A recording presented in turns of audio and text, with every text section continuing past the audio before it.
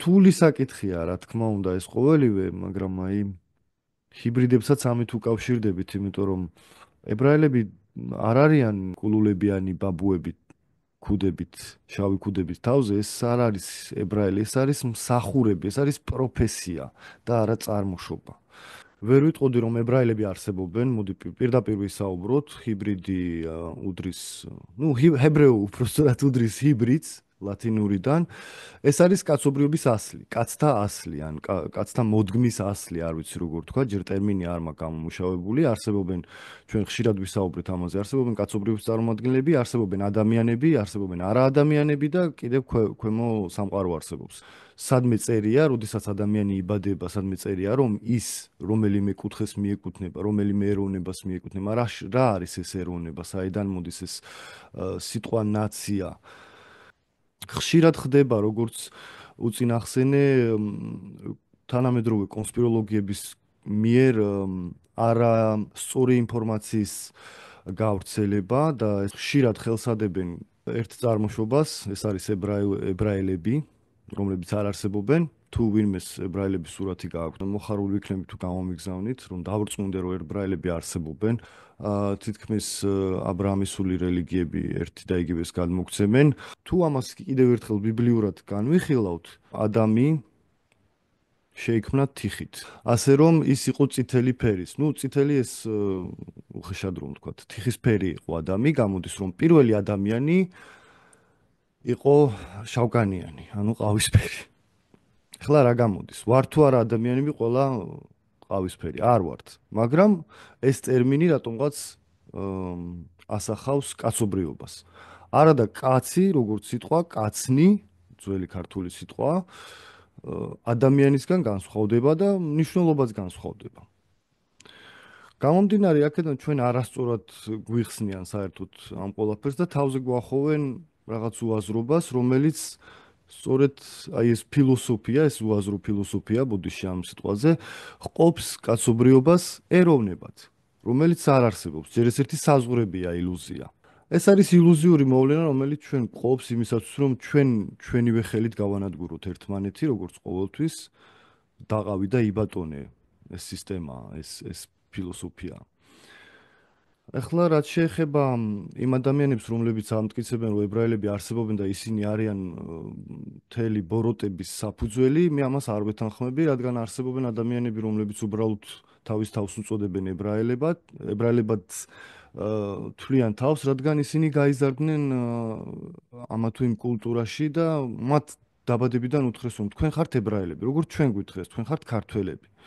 ყველა ჰიბრიდია, კიდევ ერთხელ ვიმეორებ დედამიწაზე. ფიზიკურად სხეულით ყველა ჰიბრიდები ვართ.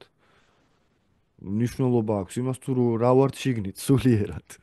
ვართ თუ არა კაცობრიობის წარმომადგენლები, თუ ვართ ადამიანები, თუ არა ადამიანები.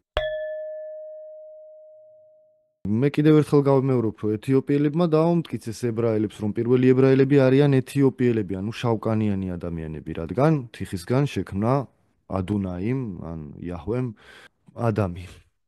გამომდინარე აქედან შუმერები შესაძლოა იყვნენ სტუმრები, მოვიდნენ იმ ტერიტორიაზე, სადაც უკვე კიდევ ერთხელ გავიმეორებ, თეთრკანიანი ჩვენი წინაპრები ცხოვრობდნენ. ისინი არ მიეკუთვნებოდნენ არც ერთ წარმოშობას, ისინი არ იყვნენ კავკასიელები, ისინი არ იყვნენ არიელები, უბრალოდ იყვნენ კაცობრიობის წარმომადგენლები.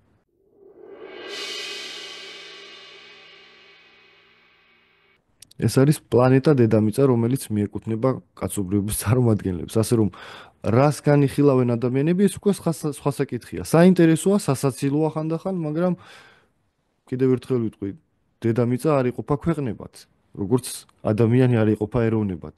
პლანეტა არის კაცობრიობის წარმომადგენლებისთვის განკუთვნილი.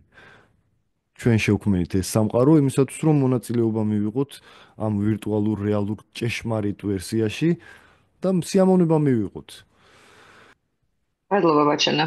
რა თქმა უნდა, ნებისმიერია. ყველაფერი ეს ილუზია, წარმომავლობაც ილუზია, რაღაც ეროვნებაც ილუზია, პასპორტიც ილუზია.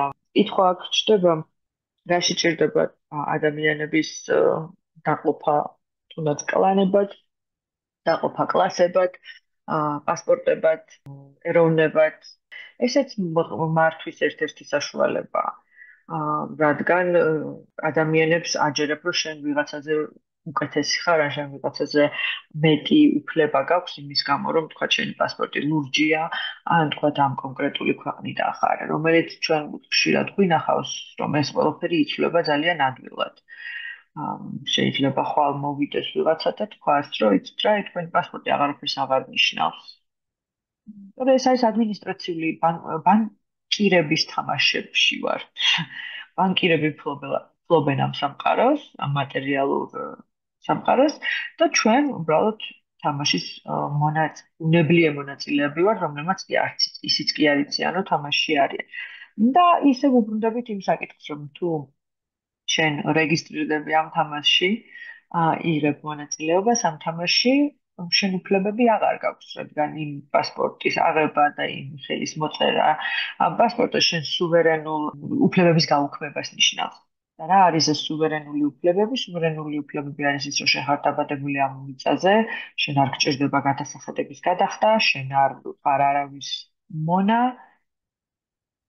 მანამ სანამ შენ არ იწყებ ამ თამაში მონაწილეობას, მაგრამ ეს თამაში უკვე იმდენი ხანი არის, იმდენი ხანი მიმდინარეობს, რომ ადამიანებს ეს აღარც ახსოვს. სად არიან, რატო არიან და ვისთვის დაიწყეს ეს თამაში. და როგორც კი რაღაც ახალი იცვლება კორპორაცია დედამიწაზე, ჩვენ უნდა მივждიოთ ნებით თუ უნებლიეთ.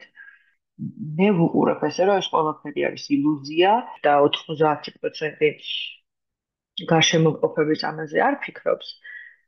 ესეც უკვე მარცხნობს იმაში, რომ ეს 90% ალბათ უბრალოდ ბიომასა არის, რომელიც რა თქმა უნდა. დააპროგრამეს.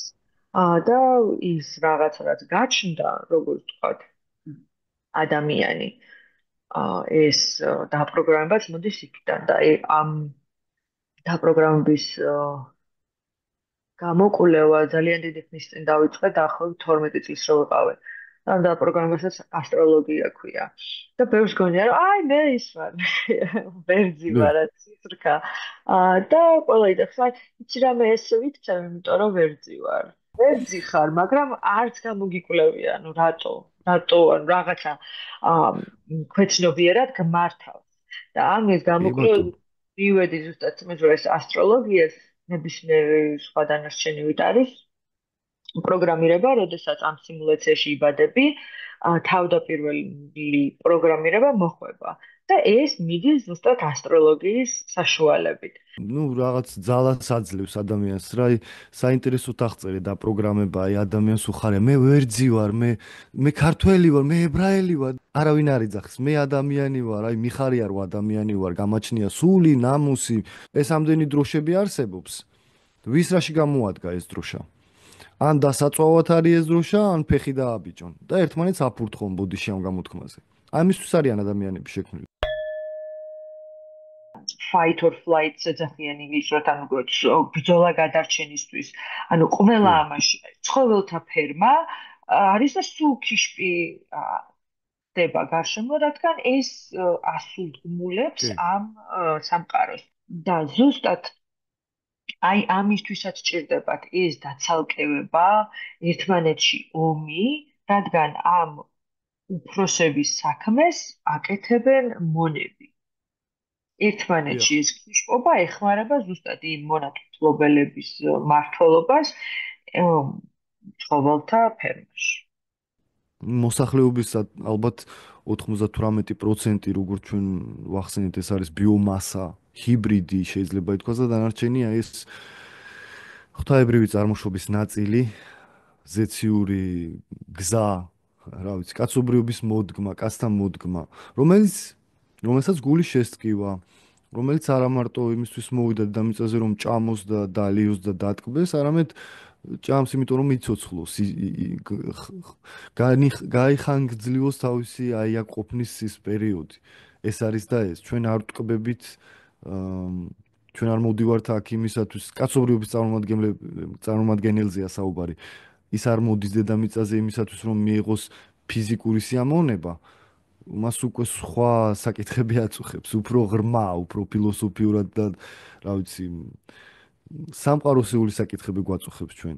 დანარჩენები ეს მე ვიტყოდი რომ ხელს გვიშლიან, იმიტომ რომ მატერიალურ სამყაროში გვებრაუჭებიან, რომ გინა თუ არა, არა, სოფლიო არის ეს, ჩვენ ყველაფერი ავაგეთ, ასე ვთქვათ, ფულზე და ყველაფერი უნდა იყოს აი ამ ფილოსოფიით მიმართული. მე ამას არ ვითანხმები ხლა, გამომდინარე იქიდან რომ შენ ახსენი ჩვენ ვართ ფიზიკური სამყაროს აკაურობის ნაწილი, მაგრამ ნუ დავივიწყებთ რომ მთლიანი სამყაროს ნაწილიც ვართ და სწორედ ის ღვთაებრივი მე პიროვნება უნდა ვიპოვოთ აი აქ დედამიწაზე. ამისთვის ვართ აქ მოსული, აღმოვაჩინოთ ვინ ვართ და რა ვართ და გავცეთ ჩვენ თავს პასუხი.